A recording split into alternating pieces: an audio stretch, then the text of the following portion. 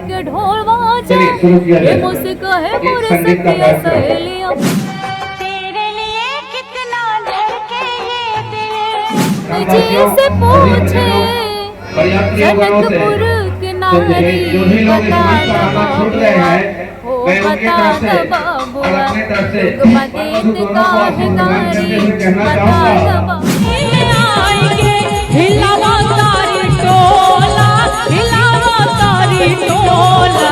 नमस्कार दोस्तों, आप लोगों ने देखना शुरू कर दिया है द जनता टॉप। और बात किया जाए दोस्तों तो आज बिहार नहीं देश के जाने माने लोक गायक सिंगर देवी प्रियंका से मेरी बातचीत हो रही है।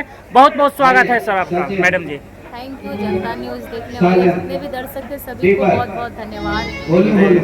तो समस्तीपुर की धरती में बहुत बहुत स्वागत है आपका। पहले अपना परिचय दीजिए। मैं तो बेगूसराय से हूँ, बेगूसराय से देवी प्रियंका। और आपका कार्यक्रम था यहाँ पे और सभा के आप यहाँ मिल गए, इंटरव्यू भी हो गया।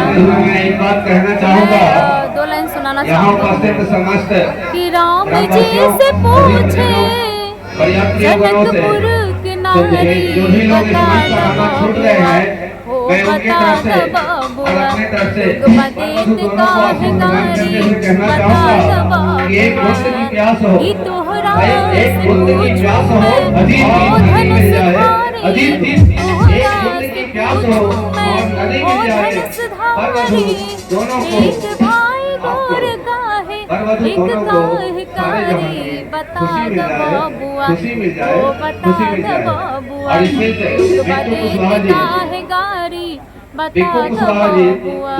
और ऐसा गाना जिस गाना से आप पूरे फेमस हुए हैं अभी तक के लाइफ में, जब से आप गायन शुरू किए तब से जो गाना से आपको प्रसिद्धि मिली या पहचान मिली वो गाना एक बार गुनगुनाइए। देखिए हम जो गाना से वायरल हुए हैं लोग तो मुझे मतलब सिंगर देवी प्रियंका, मेरा नाम प्रियंका, लेकिन लोग मुझे देवी लगा के देवी प्रियंका रख दिया है।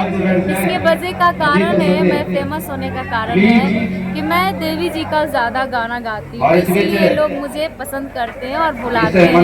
जैसे कि पूरे राजा लेके ढोल बाजा ये मुझको है मोरे सखिया सहेलियां पहेलियां बाज छमा छम रे पहेलियां बाज छमा छम कि दिल लगता नहीं तेरे बिन सजन अब क्या करूं सजन अब क्या करूं ये बड़ी मुश्किल में है मन बड़ी मुश्किल में है मन सजन अब क्या करूं सजन अब क्या करूं। तो यही देवी प्रियंका नाम बुलाने का वजह है कि मैं देवी जी का गाना गाती हूँ, इसलिए लोग मुझे पसंद करते हैं। बस यही फेमस। बचपन से ही गाने का शौक था या मतलब पढ़ाई लिखाई करने के बाद ये गाने का शौक कब से? बचपन से हमको शौक था कि हम बहुत अच्छा सिंगर बने, जो कि स्कूल टाइम से गाना गा गा के एकदम पूरा एकदम आज। कितना पढ़ाई लिखाई किया आपने? पढ़ाई लिखाई तो 10th तक किए थे, उसके बाद छोड़ दिए। कितना तक? 10th तक किए, 10वां तक, उसके बाद छोड़ दिए। उसके बाद इस लाइन में आ गए तो कार्यक्रम से टाइम नहीं मिलता, तो इसलिए इसी में बिजी रहते। शादी हो चुकी है आपकी? हाँ शादी। और बच्चे उच्चे भी हैं आपके? हाँ एक बाबू है।